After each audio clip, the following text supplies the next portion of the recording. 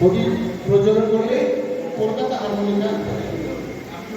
Harmonica অ্যাসোসিয়েশনের তরফ থেকে সুভাষ দা এবং কুন্তল সিং সবাই আমরা প্রথম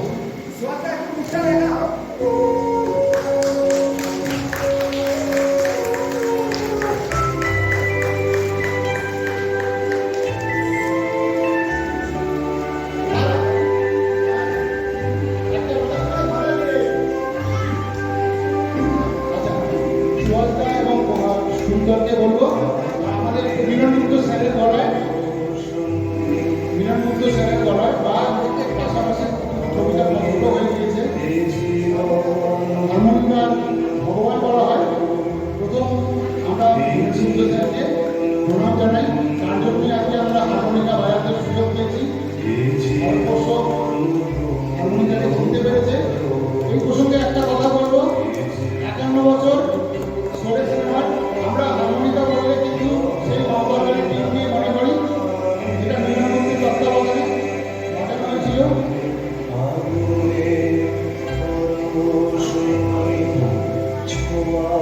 দ্বিতীয়, আমরা চাইব আজকের দিনে সমাজকে তৈরি করে শিক্ষকেরা, যারা যারা স্কুল টিচার আছেন তারা সকলে আসুন। আমরা সবাই যে রয়েছে কার্তিকা সমাধি বর্ণালী শিক্ষক যারা রয়েছে তাদের সম্মান ফিরিয়ে দেওয়াটা আমাদের কর্তব্য। যেভাবে স্কুল শিক্ষককে সম্মান হানি হয়েছে আমরা চাই তারা আরও মোমবাতি এগুলোতে সাহায্য করুন। সাদা মোমবাতি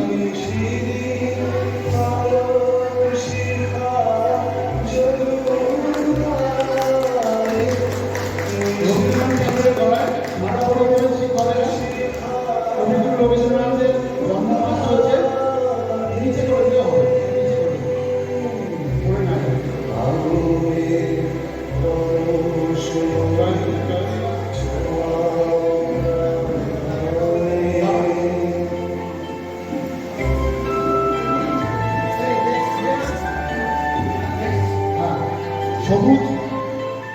সবুজেরা আজকে সবুজ হচ্ছে আমাদের মোমবাতি জ্বালাতে সাহায্য করবে।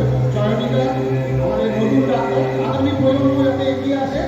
আমার ছেলে সৌরভী দাস আগামী দিনে হয়তো ইঞ্জিনিয়ার হবে, তাই আমি চাই নতুন প্রজন্ম যারা আছে কৃতি ছাত্র, দুজনেই প্রাক্তন ছাত্র এবং কৃতি একজন প্রতিভাবান ইঞ্জিনিয়ার, আরেকজন চয়নিকা মান্যতা করলো সৌম্যদীপের মা, তাকে কেন্দ্র করে আমাদের এই প্রোগ্রাম সাথী।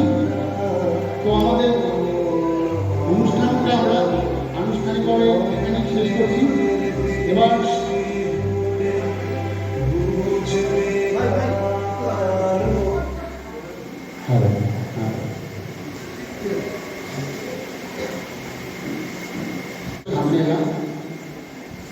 দুটো কথা একটু বলবো। আপনারা যারা এসেছেন তাদের সকলকে ধন্যবাদ। যারা আসবেন তাদেরকে অ্যাকোমোডেট করে নেওয়ার দায়িত্ব কিন্তু আপনাদের। বাড়িটার নাম আমার বাড়ি, সবাই জানে এই বাড়িটাকে আমার বাড়ি মনে করি আমরা, তাতে আমার কিছুটা লোড করবে, নিজের মতো করে একটু গুছিয়ে নেবেন। হারমোনিকা শেখানোটা আমি 2018 থেকে শুরু করেছিলাম, কিন্তু এই অনুষ্ঠানের তৃতীয় বছর 2024 সালে প্রথম যে অ্যানুয়াল প্রোগ্রাম করেছিলাম এই জায়গাতেই করেছিলাম। একটা সমস্যা, বড় একটা ঝড়ের পর এই প্রোগ্রামটা করেছিলাম। তো সেই জন্যই আমার 2024-এ যেটা ছিল সংকল্প, এটা ছিল আমার এজেন্ডা যে আগামী দিনে একটা সুস্থ সংকল্প নিয়ে যাবো। দ্বিতীয় বছর 2025 সেটা আমি উত্তরপাড়া নেতাজি ভবনে করেছিলাম, যেখানে আমার মনে হয়েছিল সংঘর্ষ অর্থাৎ লড়াই করতে হবে এবং জিততে হবে। আর এবছর আবার এই আমার বাড়িতে প্রোগ্রাম করছি, উদ্দেশ্য একটাই, সেটা হচ্ছে সাফল্য। আপনাদের সকলকে নিয়ে আমার এই প্রোগ্রাম শুধু সাফল্য নয়, যারা স্টুডেন্ট যারা কৃতি সকলের সাফল্য কামনা করে, এই প্রোগ্রামের সাফল্য কামনা করে আজকের অনুষ্ঠানটা শুরু করার জন্য আমার বন্ধু প্রদীপ, আমার ক্লাস ফ্রেন্ড, সেও কিন্তু শিক্ষক। তখন শিক্ষক নিতে পারলাম কেন না, শিক্ষক এই পুরো অনুষ্ঠানটা পরিচালনা করে। এটা তো আমি হ্যান্ড ওভার করছি, আমি বক্তা হিসেবে একদমই অভ্যস্ত নই।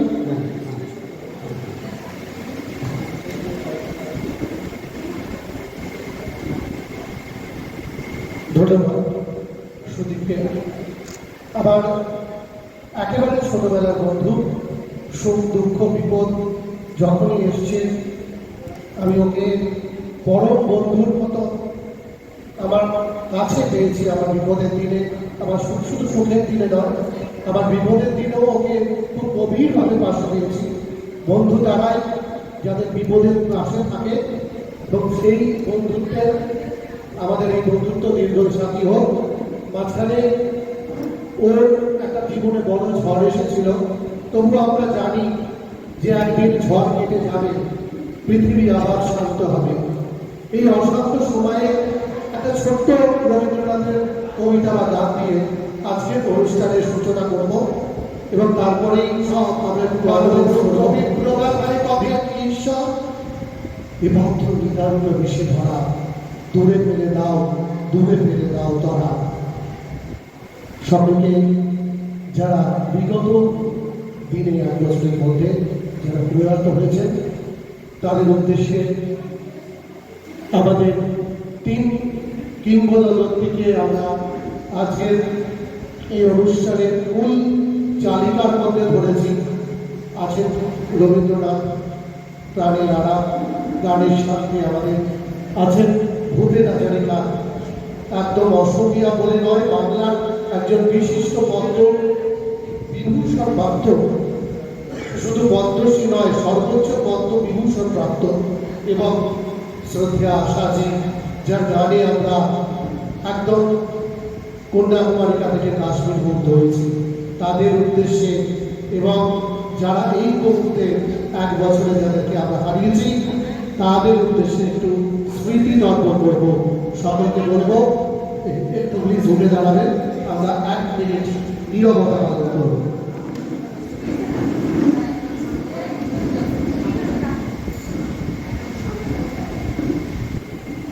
শুরু হচ্ছে।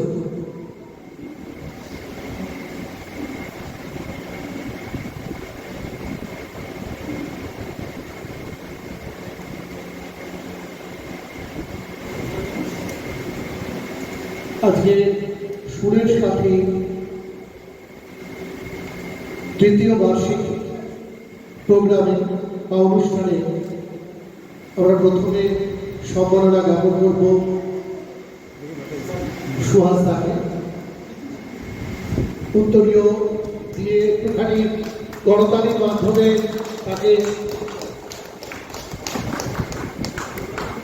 সম্মাননা করবেন, এবং আমরা সামান্য ফুল দিয়ে, গোলাপ ফুল দিয়ে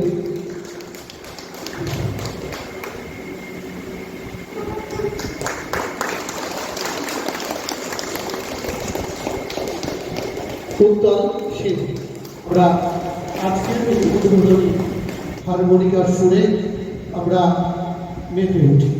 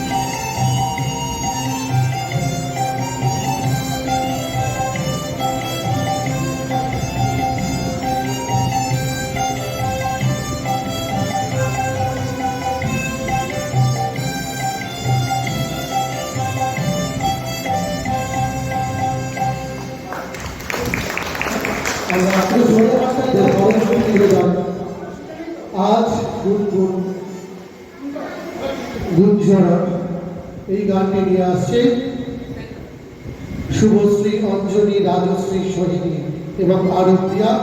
সঙ্গে আছেন guest artist Kuntal Sen sir. শুরু হচ্ছে পরবর্তী গান।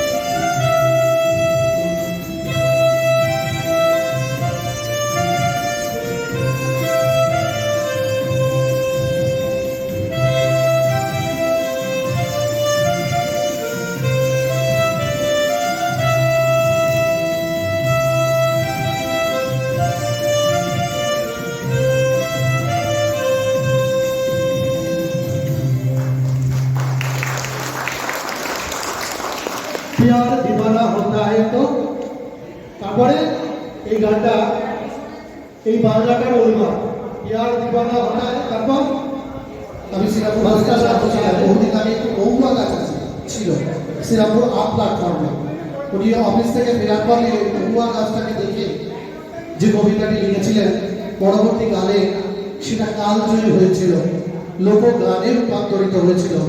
এই গানটির প্রথম সুর দেন জনপ্রিয় ঝুমুর শিল্পী সুভাষ চক্রবর্তী। পরবর্তীকালে ভূমি ব্যান্ড এখানে গানটিকে জনপ্রিয়তা করে, কিন্তু গানের মধ্যে একটি কথা তারা নিজেরা ঢুকিয়ে দেয়, নাগর শব্দটি। নাগর শব্দটি কিন্তু কবি অরুণ চক্রবর্তীর মূল গানে কোনো রকম উল্লেখ ছিল না। তুই লাল পাহাড়ের দেশে যা, রাঙামাটির দেশে যা, ইথাক তোকে একেবারে মানাইছে না রে, একেবারে মানাইছে না রে। একেবারে রাগ বাংলার, বীরভূম, বাঁকুড়া, পুরুলিয়ার যে স্বাদ গন্ধ তাকে অনুভব করে অরুণ চক্রবর্তী লিখেছিলেন। অরুণ চক্রবর্তীকে আমরা বলতাম লাল পিঁয়াজের কবি, সম্প্রতি প্রয়াত হয়েছে। অনেক অনেক সুন্দর সুন্দর কবিতা আছে, একদম লাল রঙে মাথায় ফেটটি বেঁধে তিনি রঙিন হয়ে থাকতেন। এবং যেদিন মারা গেছে তার আগের দিন পর্যন্ত একটা অনুষ্ঠান করে এসেছেন। অসম্ভব ভালো কবিতা বলতে পারতেন। সহজিয়া এবং উজান দলের সঙ্গে যোগ ছিল। আমরা নিয়ে আসছি সেই বিখ্যাত গানটি, লাল পাহাড়ের পাশে যা।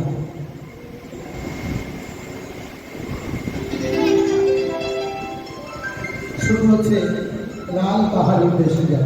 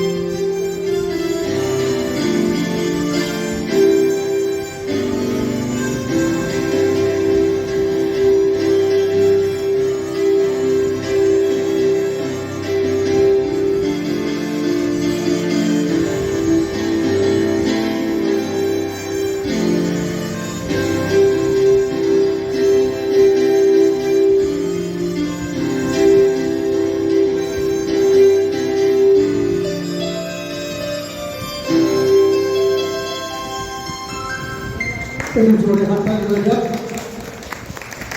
দ্বিতীয় নিবেদন উই শ্যাল ওভারকাম। মূলত এটি একটি গসপেল সং। এটা প্রথমে ধর্মীয় ধারণা থেকে তৈরি হয়েছে। সেই ধর্মীয় ধারণা